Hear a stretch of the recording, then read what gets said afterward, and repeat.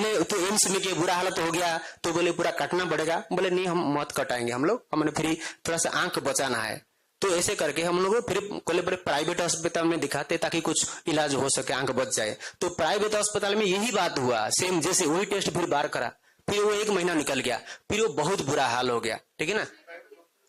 हाँ, प्राइवेट अस्पताल है, उड़ीसा का बहुत बड़ा अस्पताल है, सम अस्पताल करके, सम अस्पताल, कॉर्पोरेट हॉस्पिटल है, बहुत बड़ा हॉस्पिटल है भुवनेश्वर का। तो वहां गए थे हम लोगों ने। तो ऐसी मतलब हमारा क्या, हमारे साथ ऐसे क्यों हो रहा है ऐसा? तो हमारा जीने का कोई अधिकार नहीं। हम लोग इतनी भ्रांति में, अभी जैसे कोई यहाँ रिपोर्ट लेके जाता है ना, स्कैनिंग का रिपोर्ट बताते भी नहीं, बोलते रिपोर्ट लेके आओ, 4 दिन के बाद रिपोर्ट लेके आओ। अगर डॉक्टर लोग तो इसे स्कैनिंग का तुरंत उसका फीलिंग आ जाता है, फीलिंग देख के क्यों नहीं बताते? तो बताना चाहिए ना। हम लोग को कुछ भी नहीं बताते, बस ऐसे ही सब कुछ छुपा के किया जा रहा है। हम खुलम खुला ये लोग जैसे बताते ना गुरु लोग की सब कुछ है। तो हाँ, अभी यहाँ आने के बाद तो 12 दिन में इतना फर्क पड़ गया हमारा। तो आप लोग तो सामने देख रहे हैं, अगर 12 दिन में मैं थोड़ा सा हिम्मत नहीं करता, इसकी आंख चली जाती, बचती कि नहीं बचती वो तो किस्मत की बात है, लेकिन आंख आज नहीं होती। वो बहन की जैसे आंख चली गई, थोड़ी सी अगर हिम्मत करती ना उनकी आंख बच जाती आज। तो इसलिए हमने बहुत हिम्मत किया। वो सब इनकी शीर्ष है, इनकी सब आशीर्वाद है गुरुओं की। संसार में अगर गुरु न होते ना, सचमुच हमारा बहुत कुछ हानि हो जाता है। इसीलिए कोई भी अपनी हानि न करे, इन गुरुओं की बात माने, क्योंकि इन्हीं गुरुओं के जरिए ही हमारी सुधार हो सकता है। अगर भगवान के भरोसे रहेंगे, वो एलोपैथी के डॉक्टर के भरोसे रहेंगे तो अपने हानि कर देंगे। इसीलिए सबसे अनुरोध है कि अपने हानि से बचे।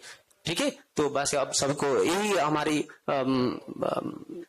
सबसे यही प्रार्थना है, बस गुरुओं की बात माने। संसार में गुरु ही कुछ उद्धार कर सकते, गुरु ही सुधार कर सकते। इसीलिए मेरा तो दिल करता कि अब जैसे मेरी बहन की आंख बच गई, सब कुछ बच गई, तो इन गुरुओं के चरण में एक बार उनके चरण में मैं गिर पड़ू, ऐसे मेरे को। अरे थैंक यू, अरे गुड, थैंक यू, धन्यवाद, बहुत बहुत धन्यवाद, आभार, थैंक यू, जीवन बचा लिया, थैंक यू।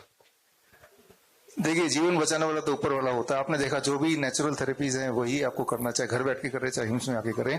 अभी आपने सिद्धू जी का नाम लिया, सिद्धू जी की वाइफ का ट्रीटमेंट भी मेरे थ्रू ही चल रहा था, और लेकिन उनको उनकी ठीक होने से कितने लोग मोटिवेट हुए, और मुझे उम्मीद है कि निशा जी के ठीक होने से इसी तरह से हजारों और लोग मोटिवेट होंगे और ये रास्ता चुनेंगे। धन्यवाद, थैंक यू।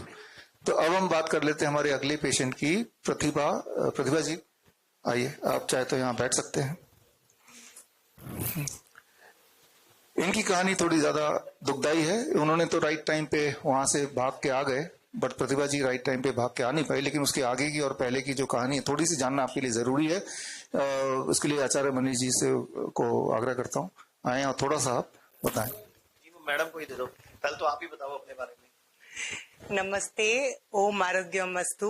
मेरा नाम प्रतिभा सामल है, मैं दुबई से आई हूँ। 2022 से मेरा कैंसर का जर्नी स्टार्ट हुआ। स्टार्टिंग में मुझे पेन होता था, हेडेक होता था। तो जैसे ही डॉक्टर्स के पास जाती थी तो डॉक्टर्स बोलते थे माइग्रेन का इश्यू है, साइनसाइटिस का इश्यू है, बट स्टिल मेडिसिन खा के ठीक हो जाता था, फिर दोबारा आ जाता था। तो फिर हमने एमआरआई कराया। एमआरआई में पता लगा कि ट्यूमर है आईज में। देन उसके बाद डॉक्टर्स को दिखाया, फिर बायोप्सी हुई। बायोप्सी में निकला कि कैंसर है। तो अपोलो हैदराबाद में मेरा ट्रीटमेंट चल रहा था। तो मेरा 1 साइकिल इंट्रा आर्टेरियल कीमो हुआ, जिसके कारण मेरा आईज का विजन ही चला गया, जो मुझे डॉक्टर्स ने नहीं बताया था कि ऐसा कुछ हो सकता है। तो अनफॉर्चुनेटली जब आई का विजन चला गया, डॉक्टर्स ने कहा कि आप एक काम करें, आपका आई रिमूव कर देते हैं तो ये कैंसर दोबारा नहीं आएगा। फिर हम लोग उनके बातों में आ गए और आईज का रिमूव भी कर दिए। फिर स्कैनिंग में आया, ये पिक्चर है जी, ये मेरा ओरिजिनल। नहीं करी थी इन लोगों ने, हाँ जी, वो हम लोगों ने गाइड करा। फिर इन्होंने खुला ही छोड़ दिया था जख्म जी, और रोज पस निकलता था, कभी पानी निकलता था, हाँ। कभी पस निकलता था, कभी पानी निकलता था, कभी इन्फेक्शन होता था। ये सबसे पहले हमारे पास नवी मुंबई आए थे, आज से लगभग 6 महीने पहले, और 19 दिन रहे थे। और जो 19वें दिन की फोटो खींची थी हमने ये वाली, तब इनका इन्फेक्शन 15 दिन से काफी हद तक कवर हो गया तब था। सूख गया था। पहले तो मेरा पूरा सूजन हो जाता था, स्वेलिंग आ जाती थी, पस निकलता था, बहुत प्रॉब्लम था क्योंकि मेरा रेडिएशन भी दिया गया था, 33 साइकिल का रेडिएशन, जिसके कारण मेरे आईज और ये पूरा पार्ट सुन भी पड़ गया था, मतलब टच करो तो पता नहीं लगता। फिर मुझे पता लगा हिम्स के बारे नहीं, में। उससे पहले आपको ये बोला गया कि अब 4th स्टेज हो गया है। जी जी, एक्चुअली इनको उससे पहले जवाब दे दिया था कि थोड़े दिन के मेहमान हो। मेरा जो केस है अभी, डॉक्टर्स का बोलना था कि स्टेज 4 कैंसर है, एडिनोइड सिस्टिक कार्सिनोमा, जो मेरा पूरा लंग्स, लीवर में और बोन्स में फैला हुआ है, और आपका इस चीज में और कोई इलाज बचा नहीं है, और आप कुछ ही दिन के मेहमान हो। तो हमारे पास कोई ऑप्शन भी नहीं था, और उस टाइम पे मैं सर्च कर रही थी ऑनलाइन में, मुझे हिम्स हॉस्पिटल के बारे में पता लगा। देन मैं अक्टूबर में हिम्स हॉस्पिटल आ गई। वहां पे मैंने 20 डेज का ट्रीटमेंट लिया। ट्रीटमेंट के बाद मेरे बहुत गंदी वाली हालत थी उस टाइम पे, क्योंकि कीमो भी ली थी, तो मैं चलना फिरना मुश्किल था, मैं ऐसे ही मतलब बेड में बैठी रहती थी। बट आज के डेट में मैं बोल सकती हूँ कि थैंक्स टू हिम्स हॉस्पिटल, जिसने मेरी जिंदगी बदल ही दी, मैं बोल सकती हूँ, क्योंकि मेरे सिम्टम्स सारे खत्म हो चुके हैं। मेरे लीवर में पहले मैं ऐसे टच करती थी तो मुझे पूरा फील होता था, मेरा जो ट्यूमर का साइज था फील होता था। अभी वो भी बिल्कुल पता नहीं लग रहा है, ना के बराबर। और डॉक्टर्स ने मना कर दिया था कि मेरा कभी और बेबी नहीं हो सकता, मेनोपॉज हो गया है और पीरियड्स बंद हो गया था। बट हिम्स में आने के बाद अभी ये दोबारा हिम्स में आए हुए हैं, अभी चल रहा है इनका ट्रीटमेंट। 24 तारीख को जाएंगी। अभी आज क्या है? आज ये 17 यानी कि अभी दोबारा आए हुए इनको 18 इनको अभी दोबारा आए हुए लगभग 24 दिन हो गए हैं। मतलब 19 दिन लगाए थे इन्होंने पहले मुंबई में, अभी ये मेरठ में है।